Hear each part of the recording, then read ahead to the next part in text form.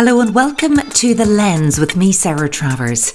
Now in this special one-off episode, I'll be handing over to my former colleague Marie-Louise Connolly, health correspondent for the BBC, who met two-weight world champion boxer Carl the Jackal Frampton MBE at a recent Business in the Community event. Now Carl has proven himself as one of the world's leading professional boxers, quickly climbing the ranks by winning both the IBF and WBA Super-Bantamweight belts before going on to win the WBA Featherweight Championship. If you've ever seen Carl in the ring, he was one of the most exciting boxers to watch, operating with incredible punching power, intelligence and speed. Carl's background is interesting and complex, so you'll hear more about that in this episode of The Lens.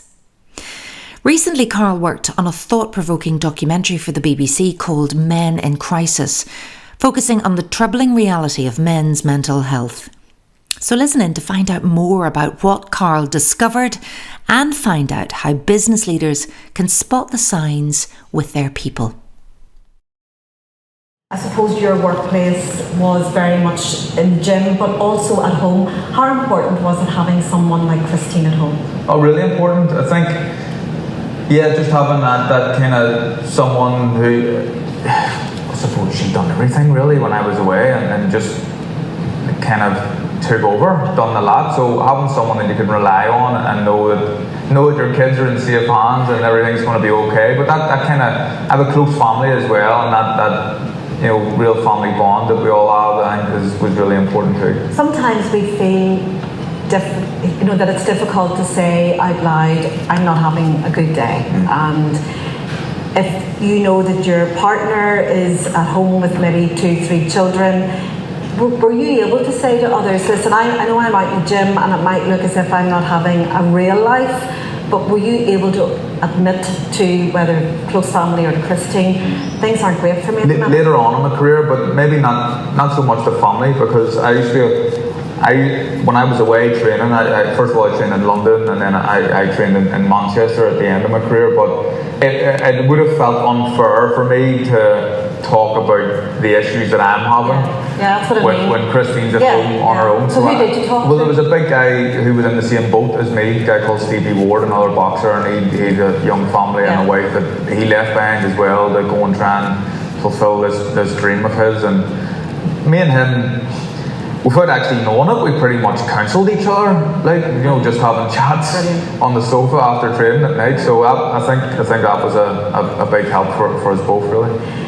It's really good to hear, because I find in the world that I work in and I suppose live in as well, it's getting a lot better, but men generally don't talk the way us women can talk. Women talk about everything and anything, we really can. You can meet a woman in the public toilets while you're putting on your lippy, and you can actually start saying, God, got out of the house this morning, wasn't it hard?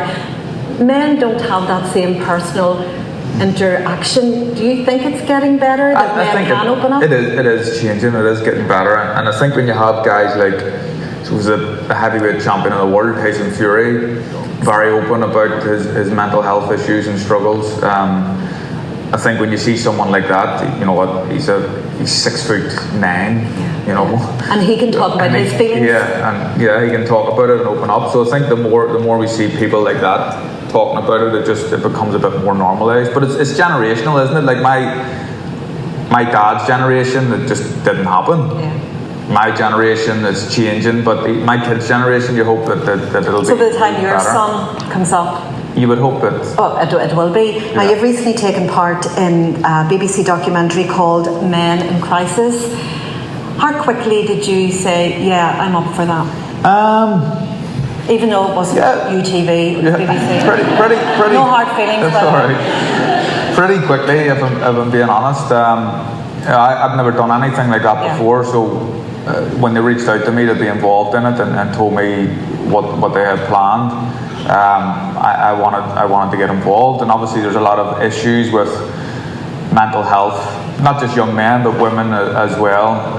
In my area where I'm from, North Belfast in particular, I know a lot of the issues, and I know that some of the struggles that people have, so I thought it was just important to get involved. And What I said to you coming in was, I think it's brilliant for young boys and girls to say, did you see your man, the boxer, Carl, talking? You know, hopefully they will get to see that documentary, because if they see someone like you saying, I didn't have a great day, or I was feeling anxious, then that'll encourage other younger, particularly boys, to own up and say the same. Well, yeah, look, I'm hearing, that's the sort of feedback that I get from people that have watched it, and it wasn't really about that for me, but if that's what people are taking from it, then that's good. I really wanted the boys and the men that were on the show to tell their stories, but obviously, and I was asked questions, and I was open as I could be, and people seem to have got something out of that. So you know, you love giving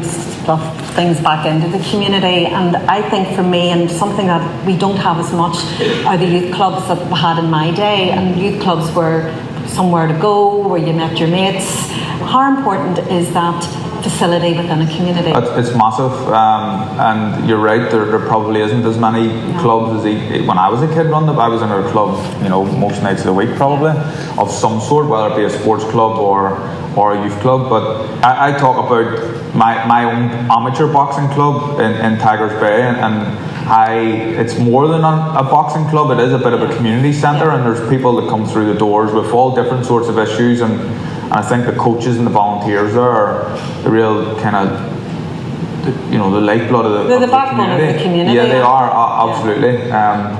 And trying to manage people, different people, you know, where some people can deal with a kick up the backside if they need it. There's other people you need to put their arm around. So my old amateur coach always told me that he felt like a counsellor without any sort of actual qualification. The amount of people, you know, for decades coming through with different issues. Yeah. How many people in the audience are volunteers?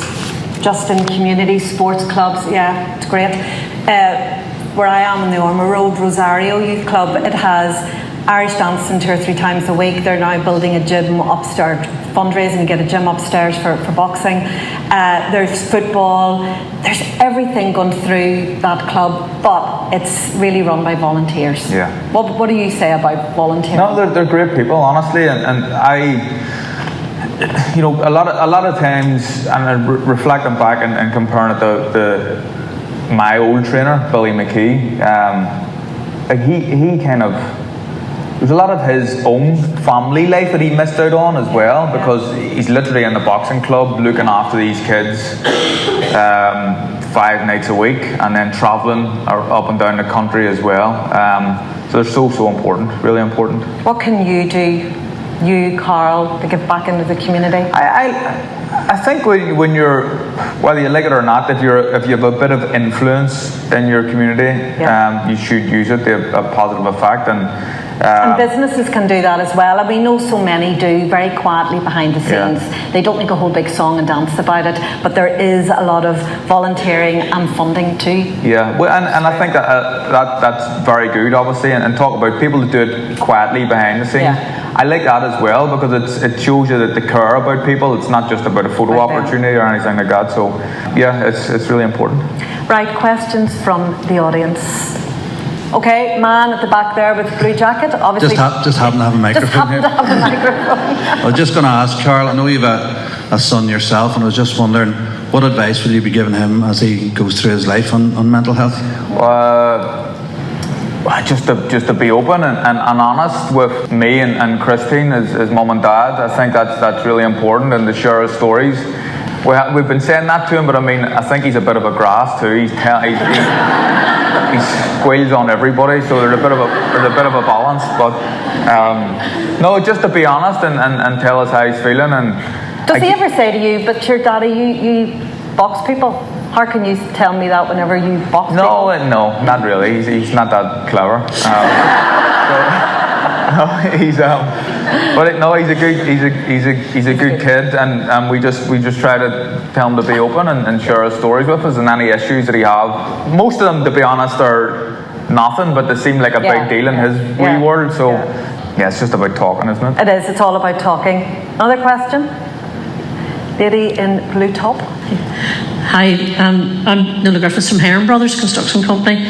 Carl, I watched your documentary the men in crisis, and I loved how you spoke to them. It was a very impactful programme. I was blown away by it, honestly. I loved how you spoke with compassion and thoughtfulness to the guys. And what shocked you most about making that documentary? Well, some of the issues really, that when I spoke to the guys at West Wellbeing, and some of the statistics that they showed me, and they reckon that some of the statistics that are released aren't reflective of what's actually going on. Like, they're worse than what we're led to believe. So talking about some of the people that come through their doors and the age of these people, they told me about, you think of people with mental health issues, typically to be a bit my generation and younger, maybe a little bit older, but they're talking about people in their 80s coming through with real issues that they need help with. So that was shocking for me, and it kind of, it can affect anybody is what I got from that. I think something that emerged through the pandemic, just loneliness. Yeah. And it's such a simple word, but it's a powerful thing. Yeah. An older person, doesn't have to be an older person, but I think we realised during the pandemic how many, if you were living on your own, how many people were just so lonely. Yeah, absolutely. I can't remember who it was that said it recently, but I kind of agreed completely with it, that someone had said about this whole statement, the government statement, that we're all in the same boat, when we weren't really all in the same boat, because I was lucky because I have a nice garden and a bit of space around me, but people living on their own in a high-rise flat somewhere, they're not in the same boat as me. Absolutely so not. I didn't agree with that at all, and it was hard for a lot of people. Any other questions? Yes? It's a bit of a personal question, but I suppose it relates to a certain demographic of people too. Carol, I was just wondering, so when you're used to being a professional athlete for so long, and you're used to training and having that sort of personal time and that headspace, how did you cope with retiring and not having all that training, all that exercise and all that personal time? Well, the thing, I hated training, if I'm being honest. So it was my job. Like, so I felt like I had to do it. It was hard, a hard graft, and as the older I got, the more injuries, and a lot of times trained through injuries. It was tough. So I was looking out at the end, if I'm being honest, and because I understood that I missed a lot of my time when my kids growing up. Like, I wanted to be around them a lot more. I think one of the other saving graces for me was I kind of overachieved. Like, I fulfilled my potential and more, and I'd done more than I ever thought I could have done when I turned professional. So I was really satisfied with everything I'd done. There's other people who don't reach their potential, and they're the guys that I think struggle a little bit more than me, who regret some of the decisions they made throughout their career. But I was one of the lucky ones. I done more than I wanted to, really. So you might be hard on yourself, saying, well, because you have achieved so much, what happens next? Are you under pressure to keep achieving? No, not really. Good. I'm employed now by BT Sports, so I work for them on the boxing, and I suppose that keeps me involved in the sport that I owe so much to and that I love, but without doing anything too hard. Literally just say what you see. You watch a fight and you talk about it. So the easiest job in the world, I think, but it's. I always think that about when the football's on in the house at the weekend, or well, actually it's on all the time in our house, and there you have this panel, and they're just sitting talking about what they love. Yeah. I suppose that's what I'm doing now, but they're doing it full time, talking about football. What better job can there be? Honestly, it's great. When there's hundreds of thousands of boxers who don't get the opportunities that I do to go into a job like that. But the difference with you, Carl, is you're grounded. You come out, you make yourself available to the members of the public. You're a great family man, you're a great sportsman, and you've been absolutely fantastic here today. Thanks very much. Thank you. Thank you. Absolutely incredible listening.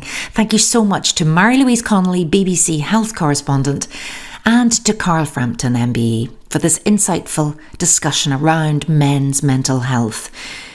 Every person is different, and those companies that can develop a human-centred approach to their people can really make a difference. And if your business would like help and support with well-being and inclusion, please do get in touch with business in the community at www.bitc.org.uk.